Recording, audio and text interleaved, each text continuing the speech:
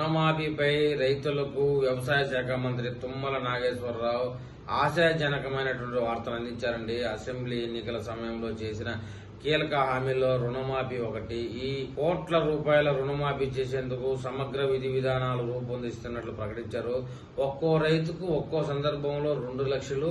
ఈ విధానాలను రూపొందించేందుకు reserve bank of India, RBI బ్యాంకులతో కొనసాగుతున్న సహకారాన్ని మంత్రి తుమ్మల వివరించారు. రేవంత్ రెడ్డి నేతృత్వంలోని తెలంగాణ రైతు రుణమాఫీ కార్యక్రమం రైతులకు మరింత భరోసానిస్తుందని, అసెంబ్లీ ఎన్నికల సందర్భంగా ఇచ్చిన కీలక వాగ్దానమైన రుణమాఫీకి సంబంధించి ప్రత్యేక విధానాలు, మార్గదర్శకాలను ప్రభుత్వం చురుగ్గా రూపొందిస్తుందని, లక్ష్య హామీ ఒక్కో రైతుకు 2 లక్షలు రుణమాఫీ, లక్ష్య హామీ ఒక్కో రైతుకు 2 లక్షల రుణమాఫీ తెలంగాణలోని వ్యవసాయ వర్గాలకు ఆశాజ్యోతిగా నిలుస్తుంది.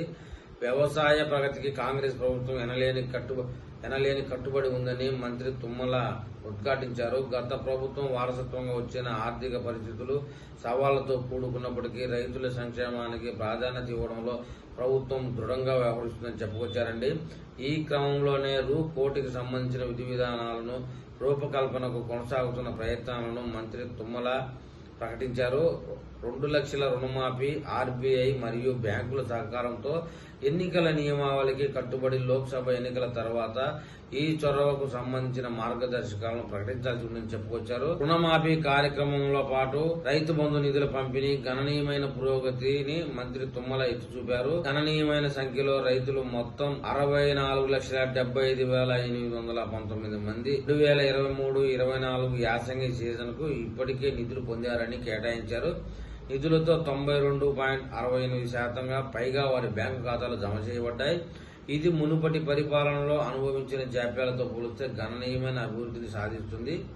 ఇది సత్వర మరియు సమర్థవంతమైన అమలుకు ప్రభుత్వం యొక్క నిబద్ధతను ప్రదర్శించాలని చెప్పుకొచ్చారు. ప్రతిపక్ష నేతలు చేస్తున్న ఆందోళనను ఉద్దేశించి మంత్రి తుమ్మల మాట్లాడుతూ రైతు సంక్షేమం విషయంలో రాజకీయ అవకాశవాదం ఉందని విమర్శించారు. గత వాగ్దానాలు మరియు చర్యల మధ్య అసమానతను ఆయన హైలైట్ చేశారు.